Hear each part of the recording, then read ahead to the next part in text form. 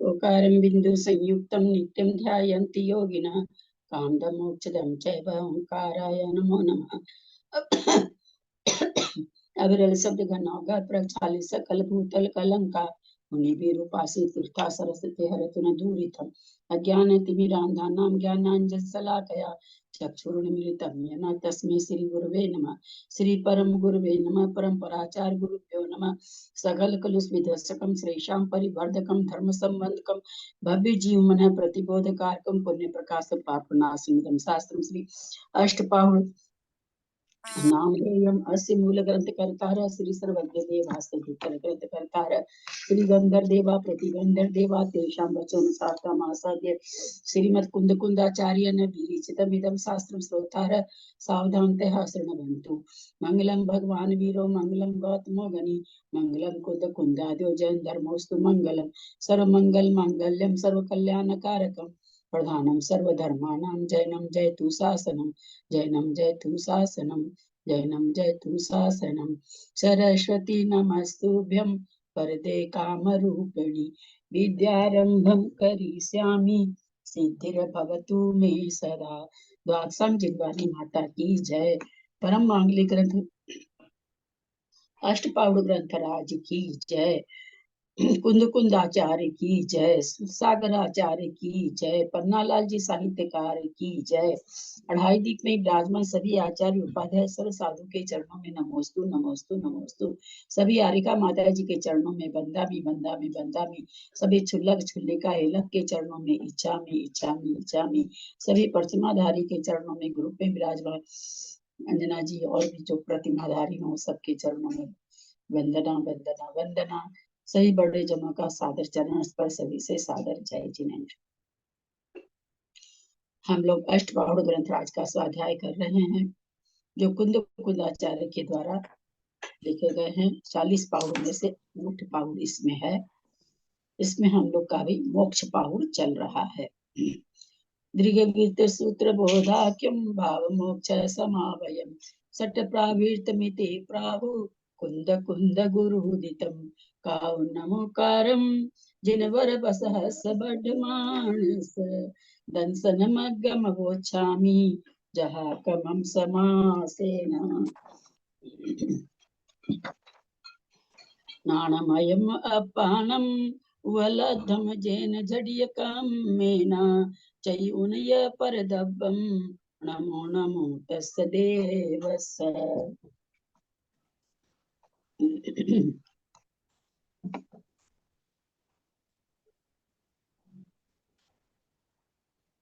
गाथा नंबर 53।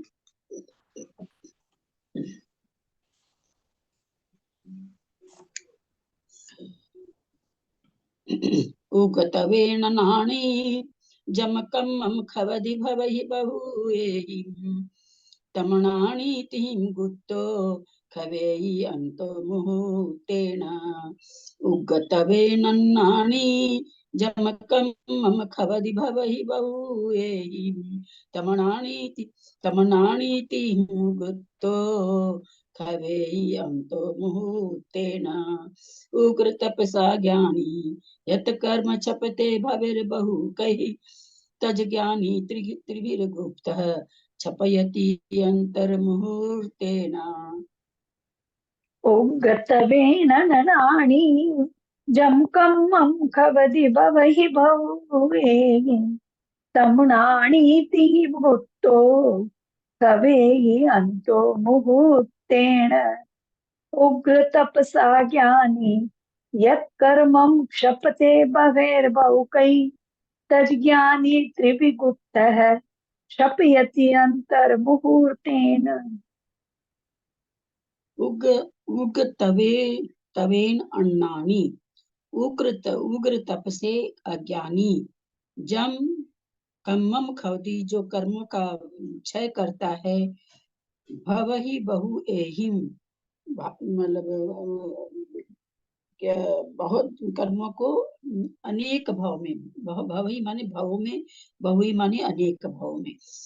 तो उग्र तप के द्वारा अज्ञानी जो बहुत भाव में कर्मों का जितने कर्मों को क्षय करता है तम नाणी तिहिं गुप्तो उत्तम माने उतने उतने कर्मों का क्षय, नानी माने ज्ञानी, तिहि गुप्तो माने तीन गुप्ती से, खवेई माने छपन करता है, क्षय करता है, अंतो मुहूर्ते न अंतर मुहूर्त में, ज्ञानी पुरुष अंतर मुहूर्त में उतने कर्मों को क्षय कर देता है जितना ज्ञानी उग्र तप के द्वारा बहुत सारे भवों में करता है।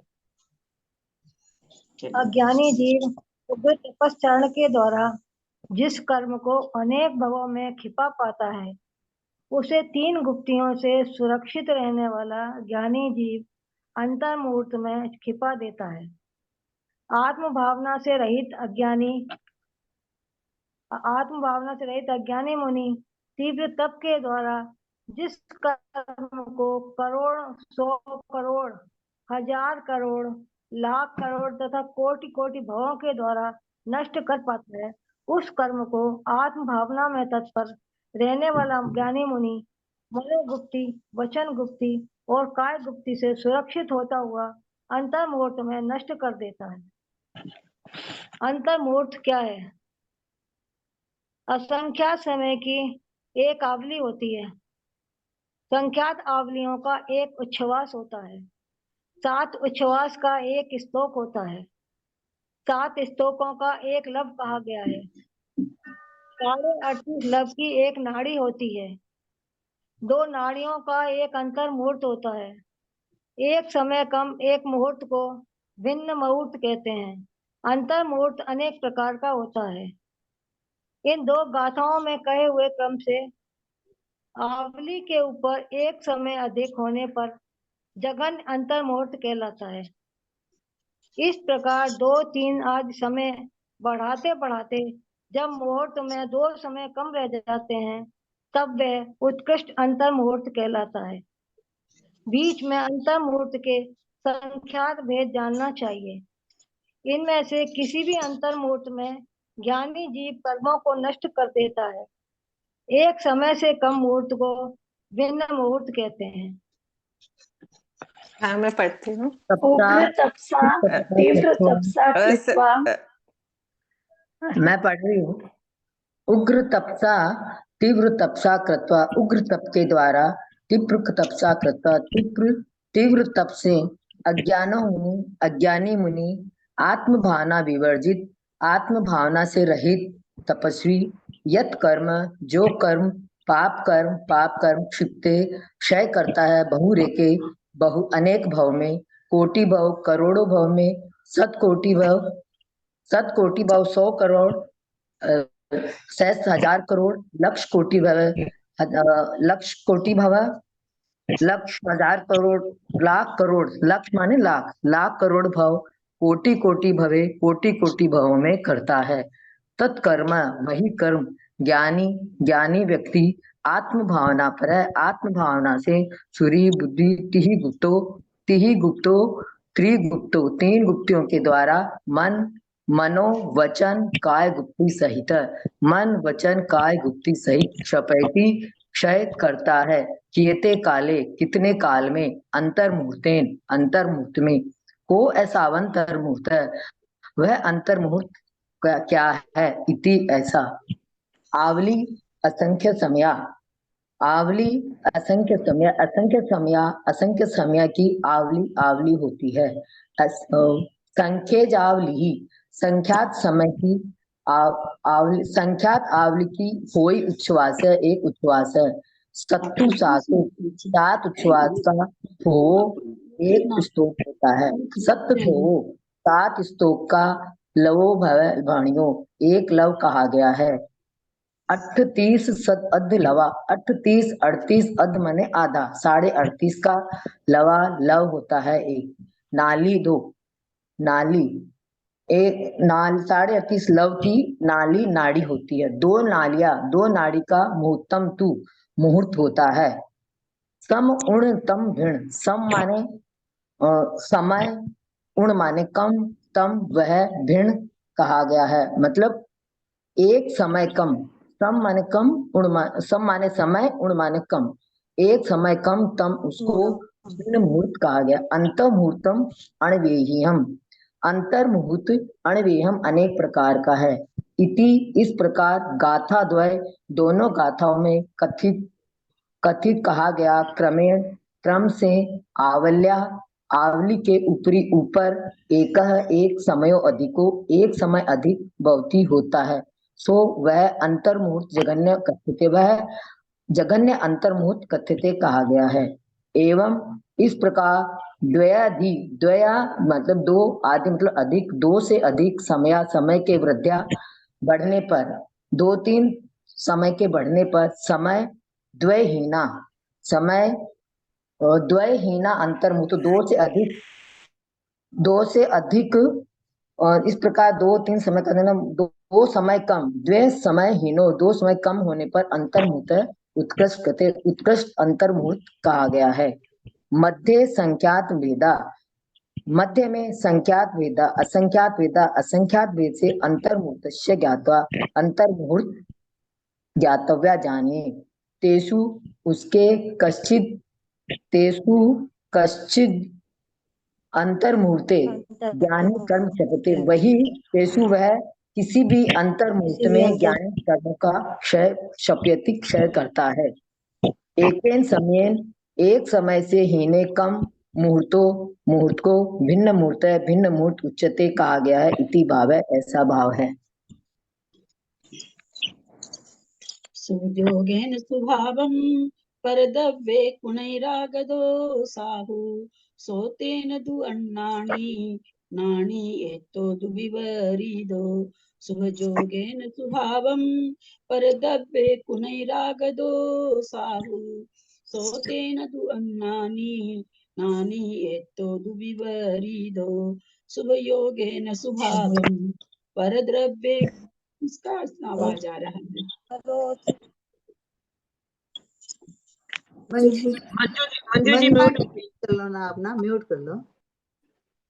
सुभुजोगेन सुभावं परदब्बे कुणैरागदो साहु सोतेन दु अन्नानि नानि एते दुविपरीदो सुभुयोगेन सुभावं परद्रव्य करोति रागतः साधु सतेन तु अज्ञानी ज्ञानी एत द्विविपरीत शुभ जोगेन स्वभावम परद्रव्ये कुणैरागदो साहु शुभ द्रव्य के संयोग से स्वभाव से पर द्रव्य में जो कुणई करता है रागदो माने राग साहु माने साधु सो तेन तु अन्नानी इसके कारण वह अज्ञानी है नानी एतो दुविपरीदो ज्ञानी तो इसके विपरीत होता है यानी पर द्रव्य में राग नहीं करता है। गाथार्थ जो साधु सुबदार के संयोग से राग व पर द्रव्य में प्रीति भाव करता है वह अज्ञानी है और इससे जो विपरीत है वह ज्ञानी है।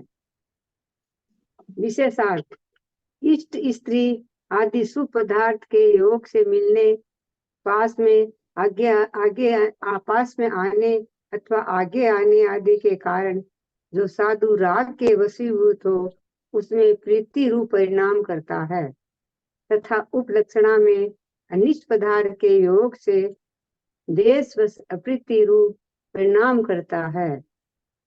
वह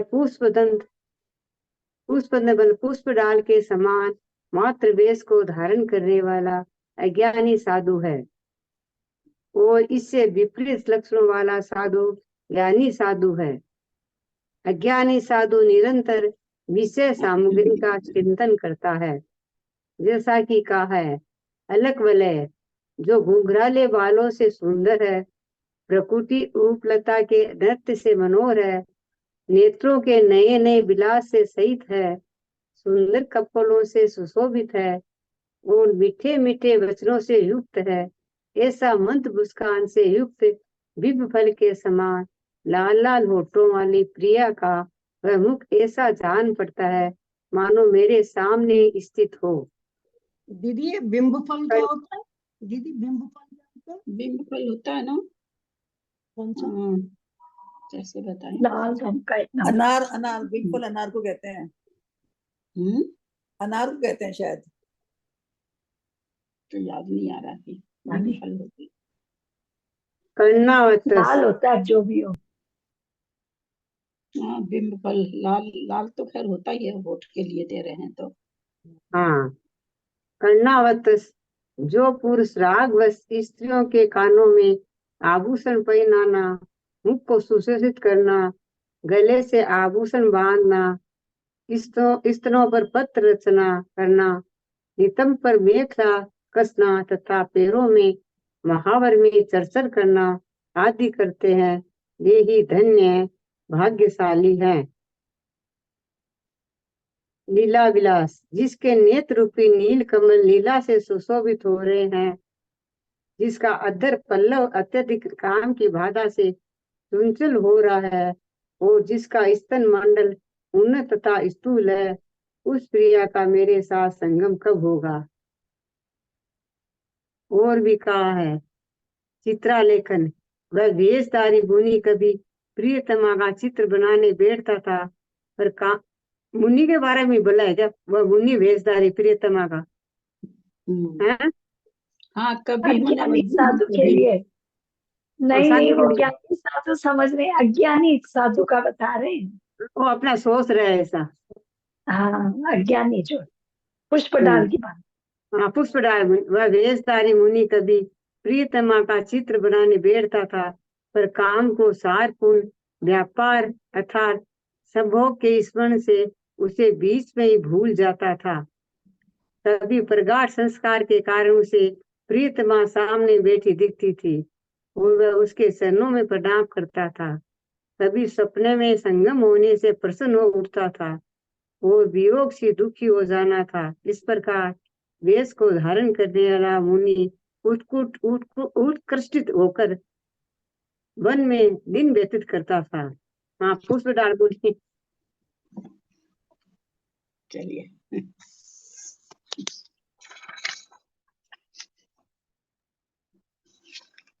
तो ऐसे बस दीक्षा तो तो नहीं बस खंडन कर देते।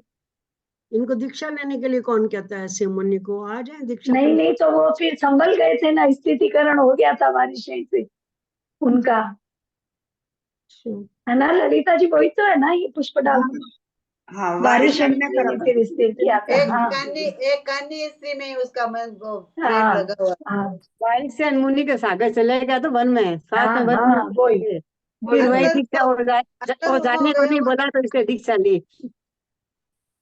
शुभस्य मनोज्ञ पदार्थ से इष्ट वनितादि योगेन संयोगेन मेलने नो पडौ कने नाग्रत, ये क्या है? मेलन नेन क्या है? कने नाग्रत आगतेन स्वभावम शोभनम प्रीति लक्षणम भावम परिणामम। शुभ के मनोज्ञ पदार्थ यानी इष्ट वनितादि के योग संयोग से रागवश, ये क्या है? मेलने नो पडो कने नाग्रत, क्या हुआ ललिता जी? ये सहयोग का ही अर्थ बताया, मेल है, सहयोग का मेल ही आ गया। हाँ, मेल मेल। मतलब आगे आने से, मतलब सहयोग होने से, मतलब सामने आने से। हाँ, अच्छा, आगतेन उसके आने से स्वभावम शोभनम प्रीति लक्षणम भावम परिणामम, मतलब उसके सामने आने से उसके सुंदर शोभायमान प्रीति लक्षण रूप भाव परिणाम पर द्रव्य, ठीक है, हाँ, पर द्रव्य आत्मनो उसके भिन्न, आने से उसके प्रीति लक्षण भाव परिणाम हो जाते हैं ना, मतलब वही सुंदर तो। सुंदर को देखने से सामने पर द्रव्य आत्मनो भिन्ने वस्तुनि इष्ट वनिता दो, पर द्रव्य आत्मा से भिन्न वस्तु यानी इष्ट वनिता आदि करोति विदधाति सुभावम इति संबंध है। वो मतलब स्वभाव संबंध राग च प्रेम परिणाम, राग और प्रेम के परिणाम से मतलब शुभ भाव या विलास के भाव वैसे भाव करता है, यही तो है इसका तात्पर्य। सह करता साधुर वेशधारी मुनि पुष्प दंत, कौन करता है? साधु वेशधारी पुष्प दंत मुनि की तरह। तथा चोक्तम, जैसा कि कहा, अलक वलय रम्यम, जो मतलब सुंदर बालों से घुंघराले बाल, भूलतानंत कांतम, सुंदर लंबे लंबे जो जिसकी भ्रकुटी रूप लता के नृत्य से मनोहर है। नव नयन विलासम, आंखें विलासता से पूर्ण है। चारु मंडल स्थलम, सुंदर उसके कपोल है। मधुर वचन गर्भम, मधुर वचनों वाली है। स्मरे बिंबा घराया, पूरत इत्र समास्ते तन्मुखम में प्रियाया। उस स्त्री के बिंब फल के समान लाल लाल होठों का स्मरण करके उसको अपनी स्त्री सम्मुख तन्मुख मुख के सामने उस प्रिया के दर्शन हुए, मतलब दिखी। कर्णावतम सम्मुख, कर्णावतस मुखमंडन कंठभूषा वक्षोजन पत्र जगनाभरण आदि। इसमें है कि स्त्रियों के कानों में आभूषण पहनाना, मुख को सुसज्जित करना, कंठ में आभूषण पहनाना, स्तनों पर पत्र की रचना करना और नितंब पर मेघला कसना। पादेश्वर सेन, पाँव में वो महावर आदि लगाना, चर्चन मतलब उसका चर्चन करना, कुर्वंती करते हैं। ये प्रणीन शुद्ध एवं धन्य, ऐसे पुरुष धन्य है, वे धन्य भाग्यशाली है। लीला विलास बिल सन्नई यनोत्पलाया, जिसके आंखें नील कमल लीला से सुशोभित है। इस पार स्मरोत्तर लीता धर पल्लवाया, जिसके होठ अत्यंत काम की बाधा से चंचल हो रहे हैं। उत्तुंग पीवर पयोदर, उत्तंग स्तनाग्रह, मंडलास यास्तस्या, माथे के ऊपर नहीं, पयोदर मंडला तो स्तनों के लिए आ गया। महासैकदा ननु संगमयात, उसके साथ मेरा संगम कब होगा। चित्रा लेखन कर्म वीर मन सिज व्यापार, कभी प्रियतमा के प्रिय स्त्री के चित्र का आलेखन चित्र बनाता है और कभी काम के उद्वेग से उसको भूलकर स्मृति गाढ़ा प्यास पूरा है। इससे प्रियतमा पाद प्रणाम क्रमे है, मतलब काम के स्मरण से उसे बीच में ही भूल जाता था। कभी स्वप्ने संगम विग्रह योग विषम प्रीत्य प्रमोद राग नैरित्यम, स्वप्न में भी स्त्री के संयोग की कल्पना मात्र से अत्यंत अनुरागी हो उठता था। प्रियतमा सामने बैठी दिखती थी, चरणों में प्रणाम करता था। कभी स्वप्न में संगम होने से प्रसन्न हो उठता था और वियोग से दुखी हो जाता था।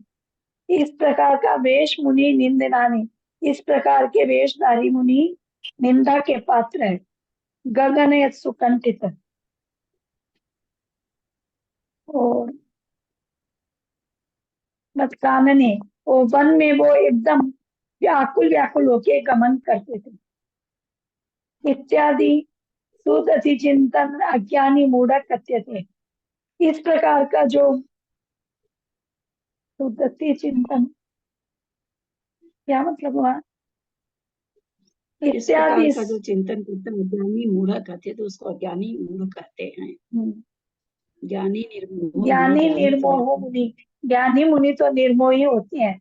एतस्मात् उक्त लक्षणात् साधुर विपरीत शुभ वस्तु योग्य सती रागम न करोति इति तात्पर्य। मतलब जो साधारण जो साधु है वो इन शुभ वस्तु के संयोग में राग नहीं करते, ऐसा तात्पर्य है। इसके विपरीत जो साधु पुरुष होते हैं वो राग नहीं करते। आसवहेतु यतः भावं मोक्षस कारणम् अवधि सोतेन तु अन्नानि आदसहावस्य विपरीतो। आसवहेतु यतः भावं मोक्षस कारणम् होदि सोतेन तु अन्नानि आदसहावस्य विपरीतो। आसव हेतु तथा भावो मोक्षस्य कारणं भवति सतेन तु अज्ञानी आत्मस्वभावात् विपरीत। आसव हेतु तह आसव हेतु ये तहा भावम मोक्षस्य कारणम भवति सो तेन दु अन्नानि आदस हावस विपरीतो आश्रव हेतुश्च तथा भावो मोक्षस्य कारणम भवति से तेन तु अज्ञानी आत्म स्वभावात् विपरीत है। आसव हेतु च तहा, आश्रव का हेतु है। पीछे से आ रहे हैं, पीछे की बात से आ रहे हैं, कहते इष्ट विषय का जो राग है वो आश्रव का हेतु है। लेकिन क्या करता है, और मोक्षस्य कारणम होती, और वो कहते वो जो मोक्ष विषयक राग है वो भी कर्माश्रव का कारण है। कहते हैं जहाँ इष्ट विषय का राग कर्माश्रव का हेतु है, उसी प्रकार मोक्ष का जो भाव है वह भी आश्रव का कारण होता है। सो तेन तु अज्ञानी समन, वह इससे जो अज्ञानी है आद स्वभावस विपरीतो, वह आत्म स्वभाव से विपरीत होता है। इस राग भाव के कारण ये राग भाव होता है वो आत्म स्वभाव से विपरीत होता है। अर्थात जिस प्रकार, क्या बोल रहे हैं? तेन माने उससे, तृतीया का एक वचन है उससे। जिस प्रकार इष्ट विषय का राग कर्माश्रव का हेतु है, उसी प्रकार मोक्ष विषयक राग भी कर्माश्रव का हेतु है। और इसी राग भाव के कारण ये जीव अज्ञानी तथा आत्म स्वभाव से विपरीत होता है। विशेषार्थ, जिस प्रकार इष्ट वनिता आदि विषय का राग कर्माश्रव का कारण होता है, उसी प्रकार निर्विकल्प समाधि के बिना मोक्ष का भी राग कर्माश्रव का हेतु होता है। मोक्ष विषयक राग भाव कर्म क्षय का कारण न होकर पुण्य कर्म बंध का कारण होता है। अतः उस राग भाव के कारण ये जीव अज्ञानी अर्थात निर्विकल्प समाधि रूप आत्म स्वभाव से विपरीत होता है। दीदी ये लाइन थोड़ा सा बताइए, दीदी ये लाइन नहीं समझ में आया कि निर्विकल्प समाधि के बिना मोक्ष का जो राग है वो भी कर्म आश्रव होता है, वो कैसे होता है? जब निर्विकल्प हो गया तो कर्म तो बंद नहीं रहे। निर्विकल्प समाधि के बिना, निर्विकल्प समाधि यानी समाधि में विकल्प चल रहा है कि समाधि होगी तो मेरा मोक्ष हो जाएगा, तो समाधि नहीं बनेगी ना। समाधि तो तब कहलाती जब निर्विकल्प हो, कोई भी तरह का विकल्प नहीं हो। वही कहते हैं निर्विकल्प समाधि के बिना मोक्ष का भी राग कर्माश्रव का हेतु है। जब तक निर्विकल्प समाधि नहीं होगी, मन में कहीं यही बना रहेगा हम समाधि कर रहे हैं मोक्ष हो जाएगा, हम समाधि कर रहे हैं मोक्ष हो जाएगा, तब तक मोक्ष थोड़ी हो सकता है। इसलिए कहते हैं कि मोक्ष की चाह भी बंधन का कारण है। कोई ना कोई तो एम लेके ही करते हैं ना, मुनि बनते हैं तब करते हैं, तो लक्ष्य तो होता ही है किसी किसी का, सब मोक्ष ही चाहते हैं। निर्विकल्प समाधि मुनि के बनते ही नहीं हो जाती है। जब उसको निर्विकल्प समाधि का समय आता है, उस समय उसको विकल्प होने लगा। अब निर्विकल्प समाधि होने का समय है, अब उस समय उसको विकल्प होने लगा कि मेरे को तो मोक्ष हो जाएगा, मैं समाधि कर रहा हूँ, मेरे को तो मोक्ष हो जाएगा। तब वो निर्विकल्प समाधि नहीं रही, और मोक्ष निर्विकल्प समाधि से होती है। तो मोक्ष का राग भी कर्माश्रव होता है। मोक्ष को लक्ष्य, मोक्ष पाने का लक्ष्य रख के जो भी कुछ करते हैं वो भी राग होता है। राग होता है, वो शुभ राग है, इतना ही अंतर है। वो शुभ राग है, विषयों का राग है, शुभ राग है। राग तो राग ही है, आश्रव तो दोनों से ही हो रहा है।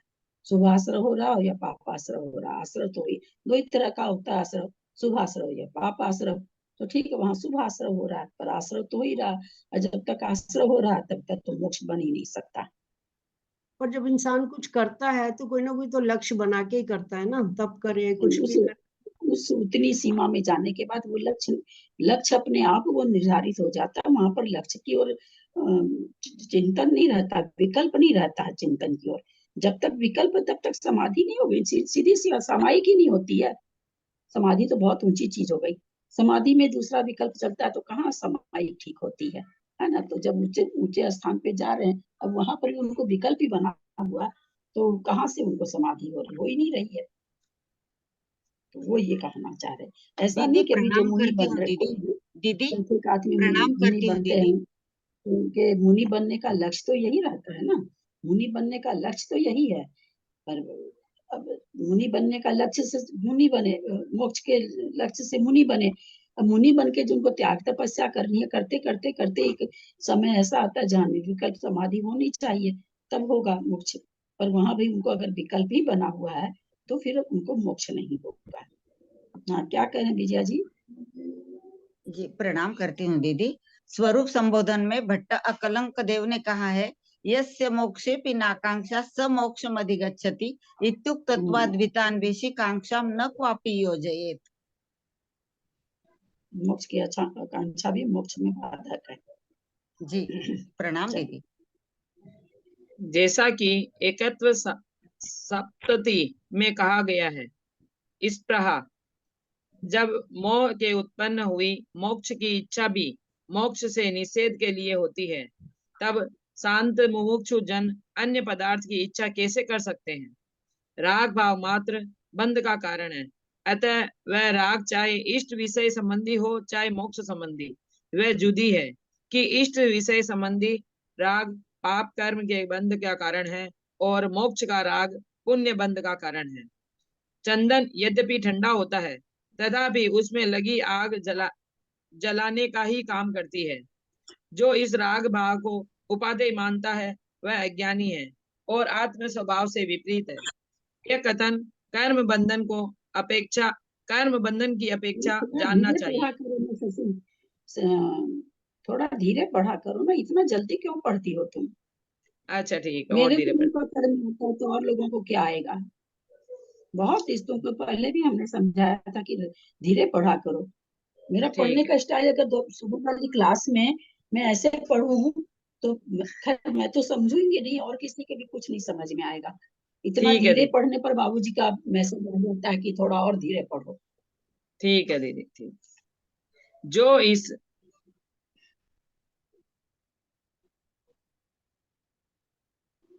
क्या हुआ? म्यूट हो गई क्या? इसको वो खराब हो गया, नेट हाँ, चला गया देख। उसका नेट चला गया। वो यही सब दिखाई तो दे रही है, नेट शायद चला गया उसका। वीडियो बंद कर लो। मेरे में तो वीडियो बंद ही है उनका।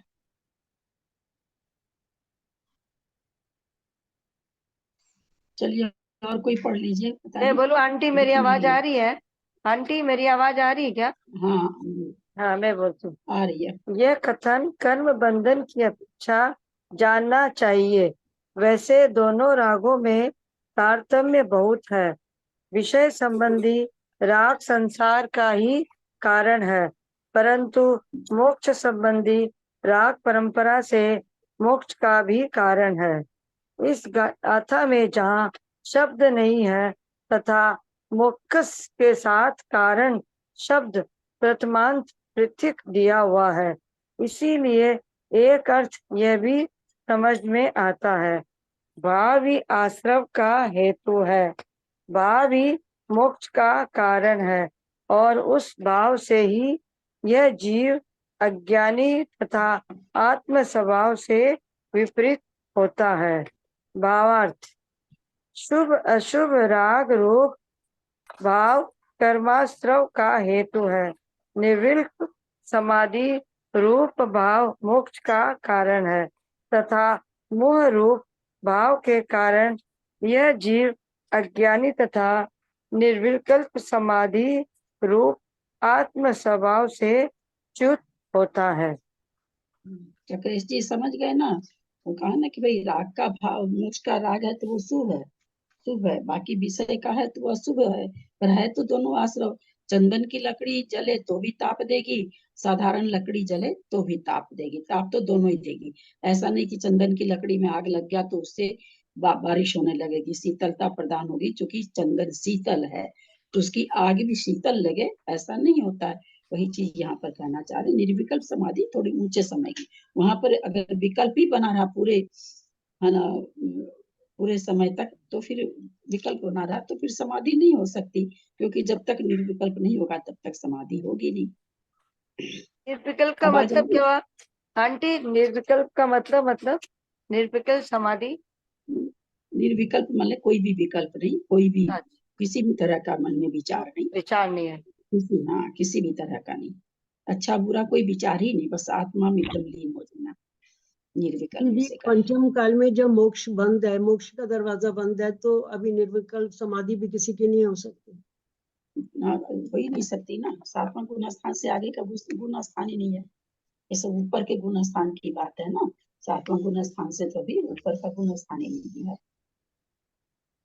इस स्थिति में वो जीव करता क्या है कि जब उसको मतलब कई बार मेरे को ये लगता है कि उनकी क्या अवस्था होती है उसमें, कुछ तो हम चलता कहते ही हैं होगा। सिद्ध ऊपर बैठ के क्या कर रहे हैं, अनंत काल तक बैठे रहेंगे, सोच के देखिए ना, वो जो चीज अपने बस की सिद्धों नहीं की तो है, अपन नहीं सोचते। ये बात तो दीदी मेरे परसों ही मन में विचार आया, मैं कि सिद्ध सब इतने ऊपर जाके बैठ गए, वो करते क्या है, टाइम पास कैसे होता है उनका?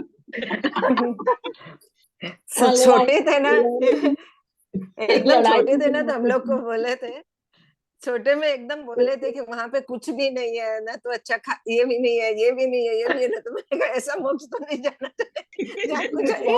वही सोचते वहां करते क्या है, फिर वो लोग खाली हाँ, ऐसे ही उस ऊपर ही समय बैठे तो ही ऐसा रहते ही हैं क्या? भाव आया कि क्या फायदा वहां जाके। जब क्या कहते हैं कि उनके एक क्षण के सुख के सामने सौधर्म इंद्र तीन का लोग का क्या सागरों का सुख भी बेकार है, ये और कहा बताओ। जाता है ना।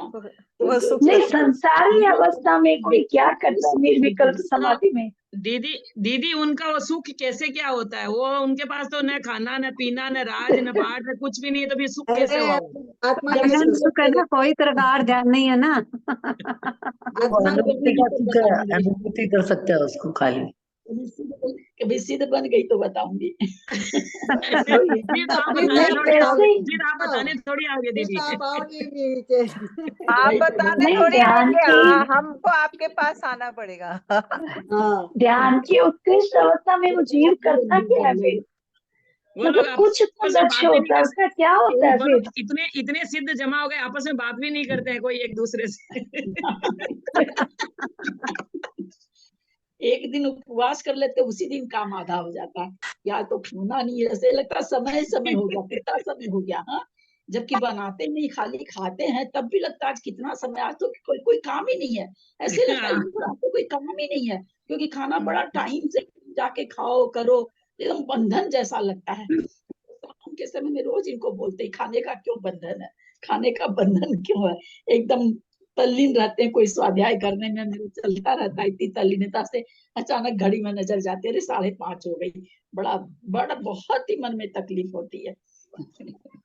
नहीं, मैं तो बोल रही निर्विकल्प जो बोलते हैं ध्यान होता है जो, उसमें मतलब क्या चीज में उनका ध्यान का कोई तो होता है, ध्यान जाता एक कैसे कुछ तो होता है। समझाऊं, बिना निर्विकल्प आकुलता के ऊपर बैठे रहते हैं ना, कुछ आकुलता ही किसी चीज का कुछ सिद्धों है की ही बात नहीं कर रही मैं, यहाँ जो मोक्ष के सन्मुख जीव है उसका पूछ रही हूँ मैं कि उसके क्या परिणमन चलता है।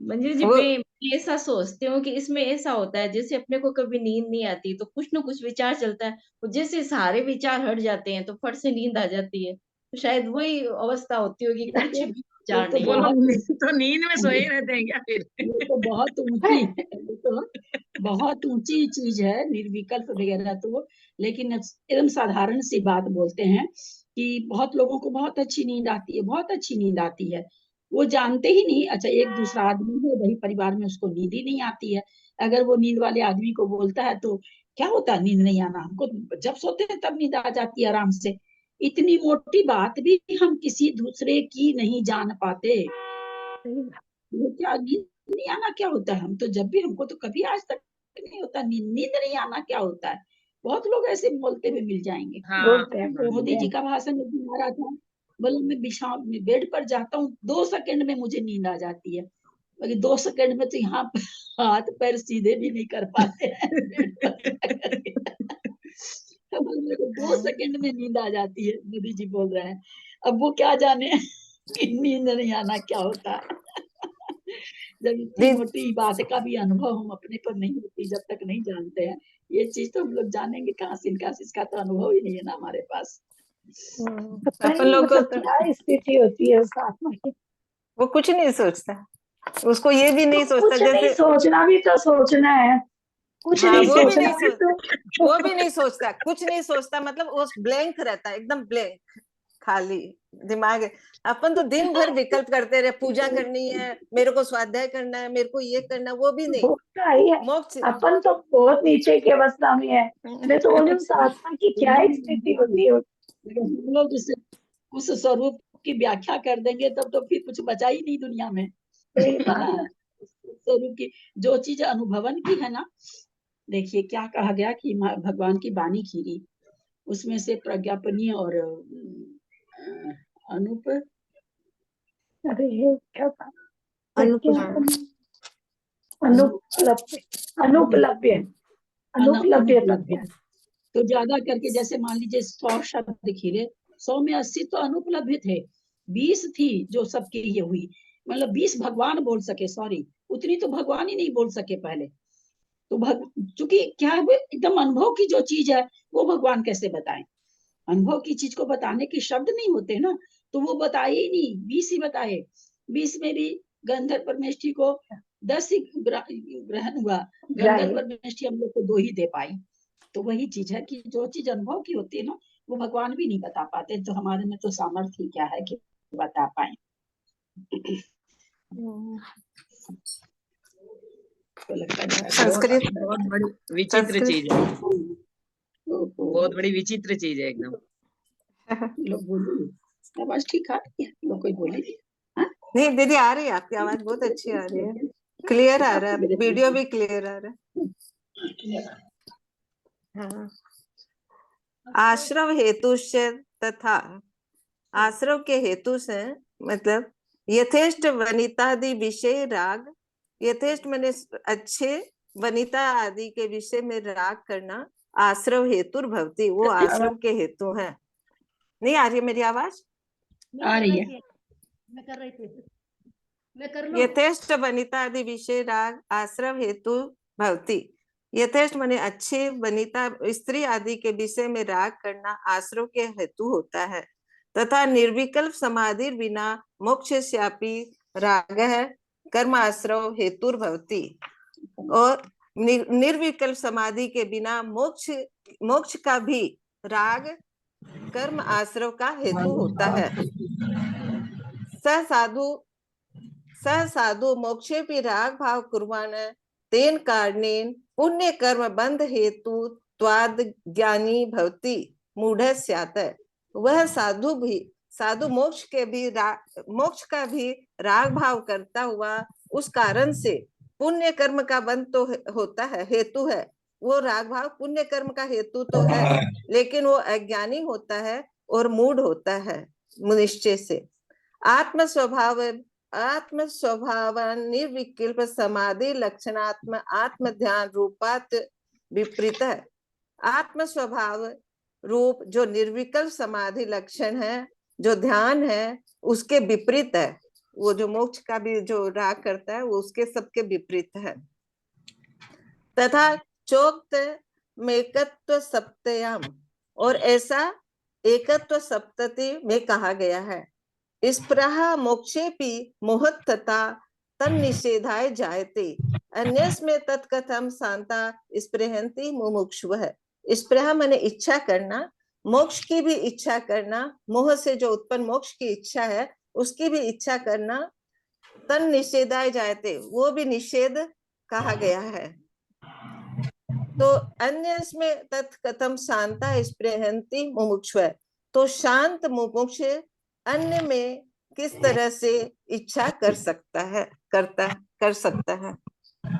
सबको जो शंका हो रही थी ना, मुझे लग रहा है 56 नंबर गाथा में वही है, जो कम जाद मैयो सहावनान से खंड दूसरो। देख लीजिए आप हमको सबको कितना पाप लगा है। जो कम जाद मैयो सहावनानस्य खंड दूसयरो सोतेन तु अन्नानि जिन शासन दूसगो गणिदो। जो कम दम एकदम अभी अपने लोग को जो शंका हुई है उसी पर गाथा आ गई, और कितने पाप के भागी बने वो भी आ गया। जो बता आ रहा है ना, तो बताते हैं ना, गाथा तो कर दीजिए। जो कम जाद मयो सहावनान से खंड दूसयरो सोतेन दु अन्नानी जिन शासन दूसगो भनिदो। यह कर्म जात मतिक है स्वभाव ज्ञान से खंड दूषण कर सोतेन तु अज्ञानी जिन शासन दूषको भनित है। मैं करती हूँ। जो कम जाद मयो सहावणाणस्य खंड दूसयरो सो तेण दु अन्नाणी जिन शासन दूसगो भड़िदो। यह कर्म जात मतिक स्वभाव ज्ञान से खंड दूषण कर सतेन तू अज्ञानी जिन शासन दूस को भणित। उनको लगता है ना, कुछ आचार्य के पास आवाज चली गई हम लोग की। जो कम जाद मयो मति ज्ञान के द्वारा जो कर्म जन्य कर्म जाद कर्म से उत्पन्न हुआ मति ज्ञान को धारण करने वाला सहावनानस्य स्वाभाविक ज्ञान को केवल ज्ञान को खंड दूसयोरो खंडन से दूषित करता है। क्या होता है केवल ज्ञान? ऐसा कैसा होता है कि सब चीज झलकने लगती है? ऐसा कैसा होता है कि सब पता चलने लगता है? सोते नानी वह इसके कारण अज्ञानी है। और क्या है? जिन शासन दोष को भणी दो, जिन शासन में दोष लगाने वाला है। क्या कहना चाह रहे हैं? हाँ, क्योंकि हमारे पास कौन सा ज्ञान? मति ज्ञान है। श्रुत ज्ञान तो श्रुत को पढ़ने से जो ज्ञान होता है, ये सब जो शंका होती है मति ज्ञान में आता है। तो कहता है मति ज्ञान के द्वारा हम, अब हमारा तो ज्ञान मति ज्ञान थोड़ा सा ज्ञान है, अब हम कहते हैं ऐसा थोड़ी कोई स्वाभाविक ज्ञान, ऐसा कोई केवल ज्ञान जैसा कोई थोड़ी होता है, ऐसा कुछ नहीं है। तो कहते उसका खंडन करता है, इससे वह अज्ञानी है और जिन शासन में दूषण लगाने वाला है।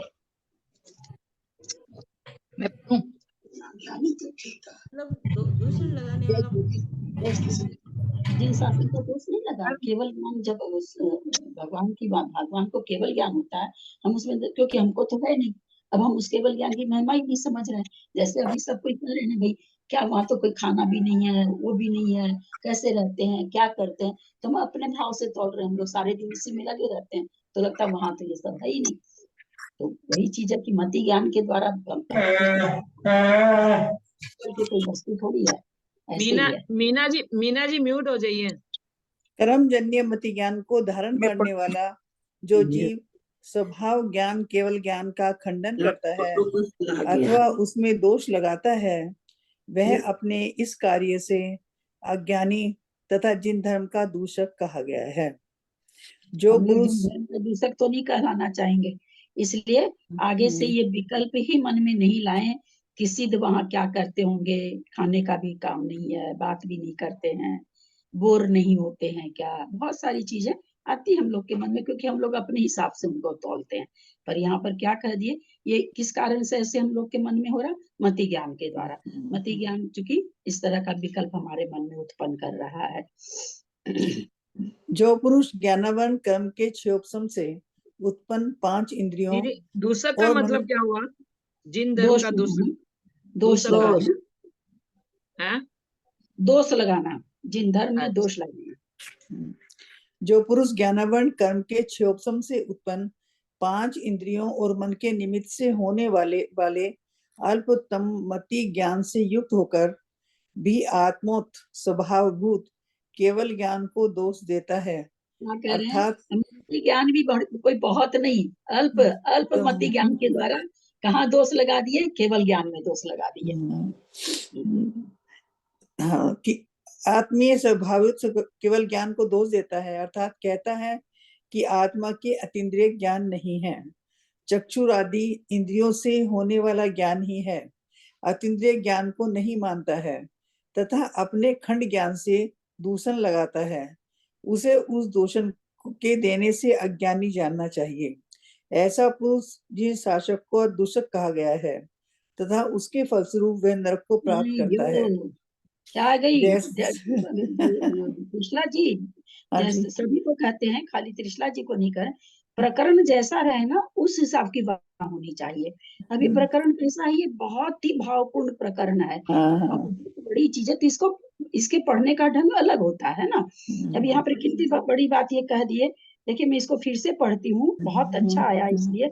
जो पुरुष ज्ञानावरण कर्म के क्षयोपशम से उत्पन्न 5 इंद्रियां और मन के निमित्त से होने वाले अल्पतम मति ज्ञान से युक्त होकर, थोड़ा सा मति ज्ञान उससे युक्त होकर भी आत्मोथ स्वभाव भूत केवल ज्ञान को दोष देता है।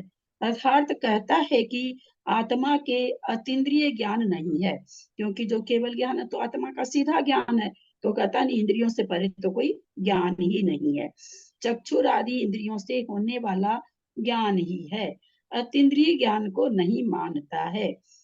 तथा अपने खंड ज्ञान से दूषण लगाता, खंड ज्ञान मतलब टूटा हुआ थोड़े से ज्ञान से दूषण लगाता है। उसे उस दूषण के देने से अज्ञानी जानना चाहिए। ऐसा पुरुष जिन शासक का दूषक कहा गया है और तथा उसके फल स्वरूप वह नरक को प्राप्त करता है। जैसा कि काव्य पिशाच और खंड कवि इन दो दूसरे नामों को धारण करने वाले महाकवि पुष्पदंत ने कहा है।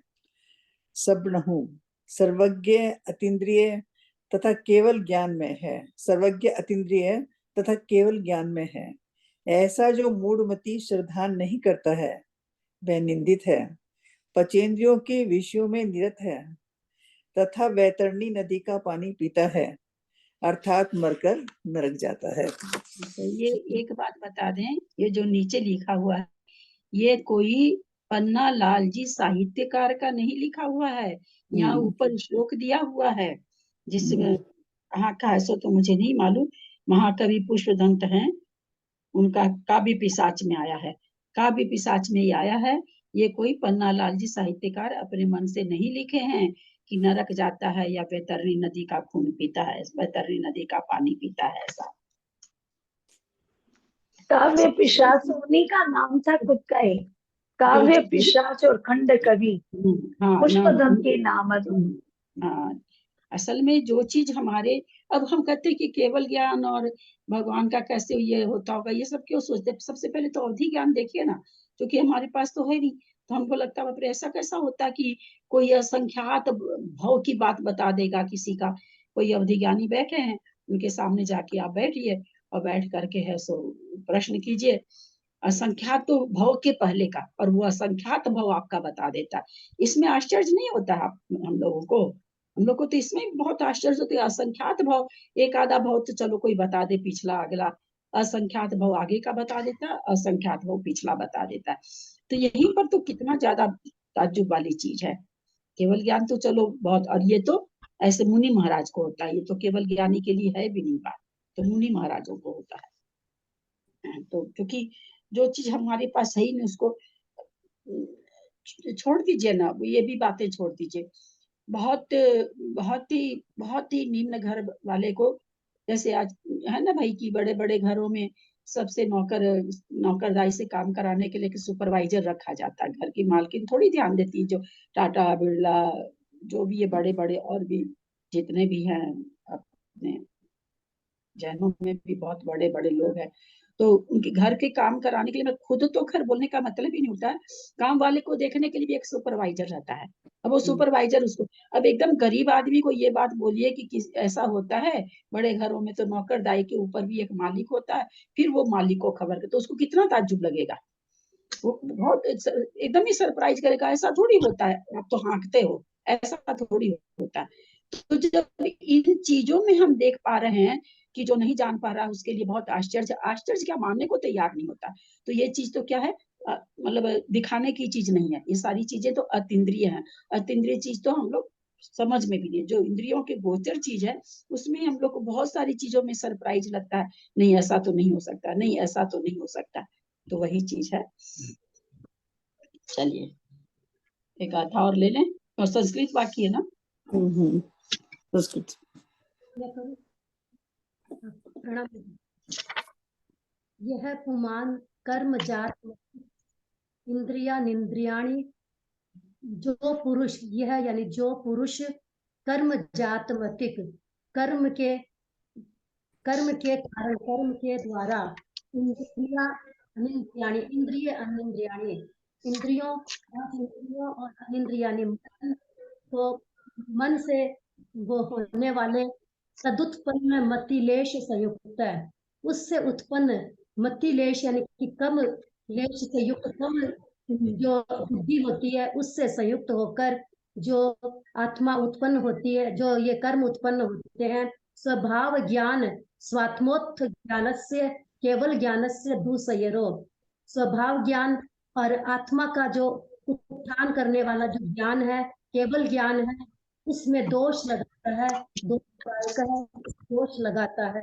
आत्मन है, आत्मा खलवतिंद्रिय ज्ञानम, आत्मा उसको मतलब ये जो आत्मा है उसको आत्मा के ये अतीन्द्रिय ज्ञान नहीं होता, ना अस्ति नहीं होता है।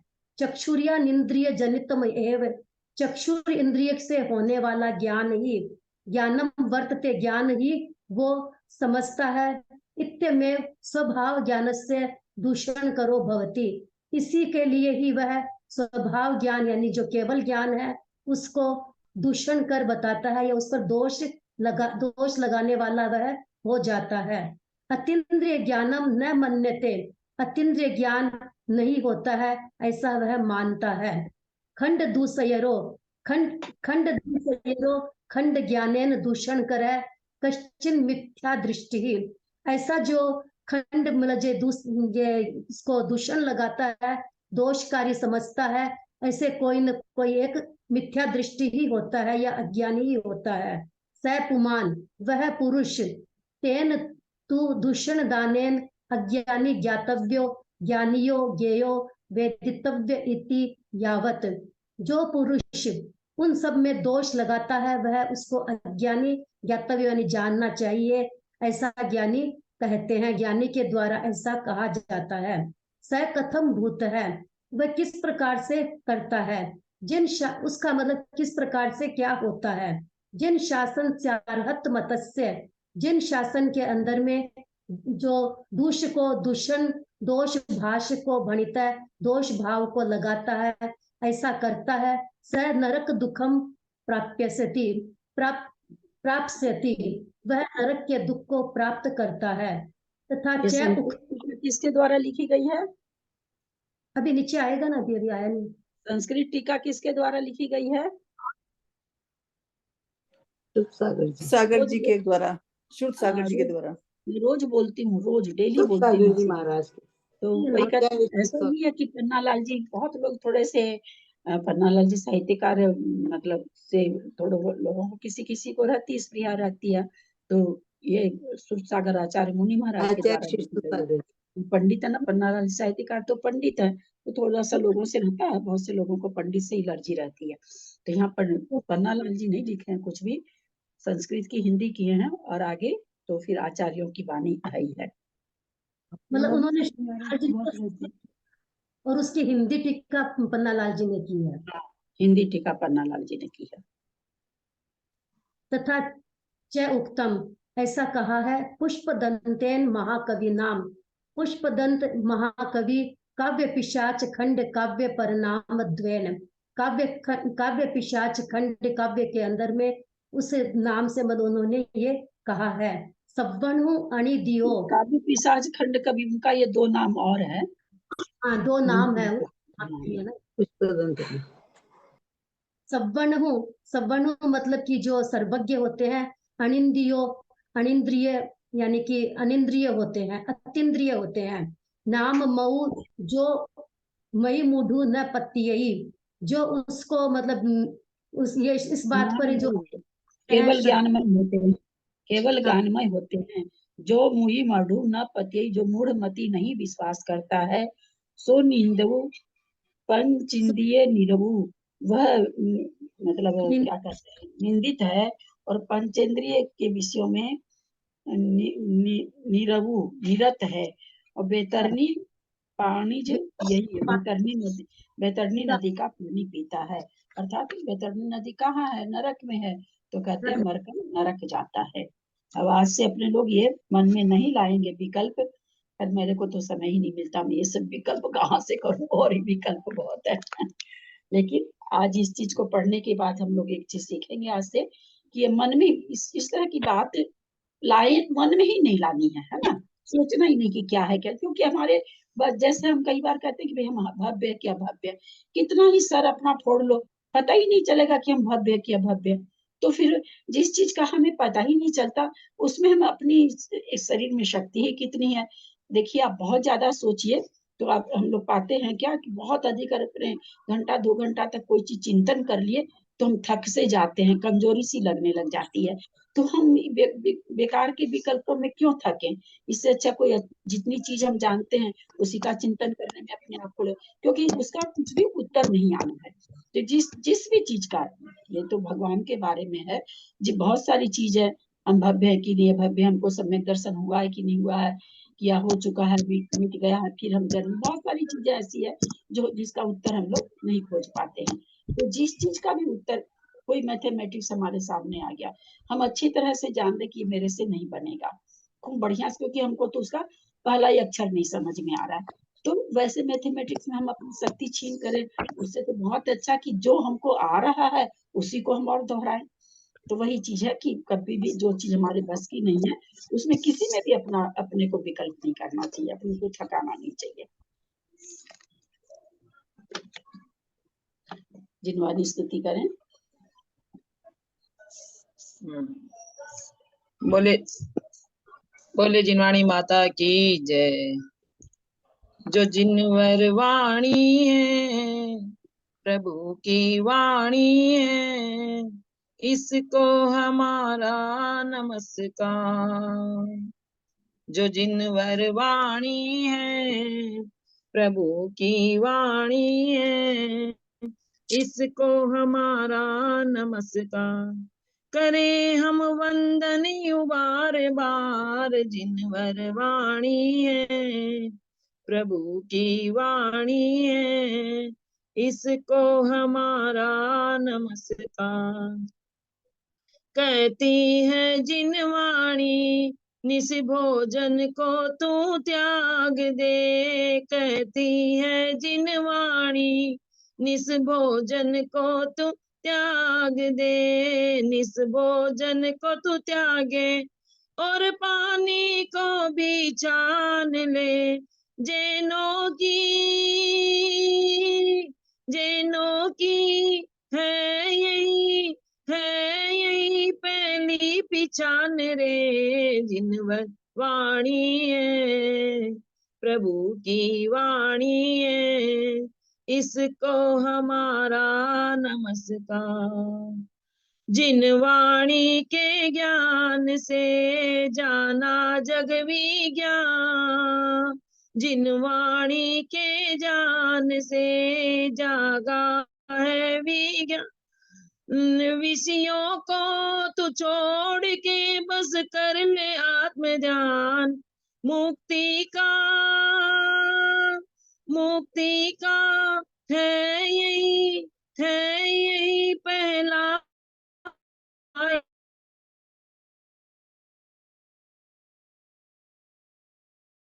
की वाणी है, इसको हमारा नमस्कार। करें हम बंधन यु बार बार, जिनवर वाणी है प्रभु की वाणी है, इसको हमारा नमस्कार। जावानी के ज्ञान ते सूझे लोकालो, सोवाणी मस्तक नमो सदा देत हूँ दो। हे जिनवाणी भारती तो ही जपो दिन रे, जो तेरा शरणा गए सो पावे सुख चैन। देव भजो अरिहंत को गुरु सेवा निर्ग्रहण, दया धर्म पालो सदा यही मोक्ष का कंद।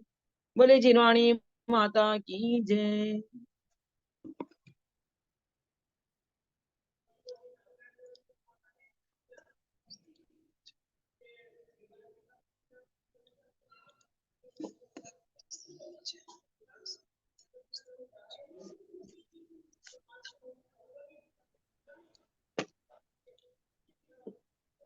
भाभी को प्रणाम, बाकी सभी को जय जिनेंद्र। प्रणाम आंटी, सबको जय को वंदना, दीदी को प्रणाम।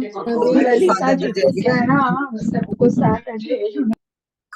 ललिता दीदी को प्रणाम, ललिता जी सभी को बड़ों दो को करते प्रणाम, हैं, सभी को सबको जय जिनेंद्र। जय जिनेंद्र, सबको जय जिनेंद्र, अंजना जी को वंदना। सभी को जय जिनेंद्र, ललिता को जय जिनेंद्र। मेहंदी सुंदर लगा रहा है, गुवाहाटी में मेहंदी लगा रहा है क्या?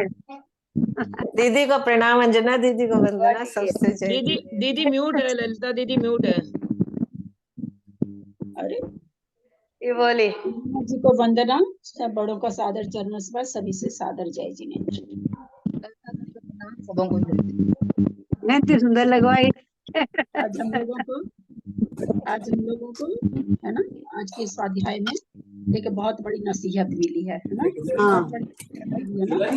सही में दीदी बहुत सोचते रहते हैं। रिकॉर्डिंग चल रही है ललिता, रिकॉर्डिंग चल रही है। कोई बात नहीं, घर की सवेरे रात बातें को मत नहीं करो, खाना चाहिए, स्वाध्याय की बात होने में कोई वजह नहीं है। दिन में घर खाना की चाहिए। बात से मत करो, जब स्वाध्याय चलता हो ना और रिकॉर्डिंग चलती है तो हम लोगों को घर की बात नहीं करनी चाहिए। मेहंदी सुंदर लग रही है, वो लग रही है, सब चीज अच्छा नहीं लगता है ना। रिकॉर्डिंग बंद होने के बाद करो ना, रिकॉर्डिंग बंद कर दीजिए दीदी।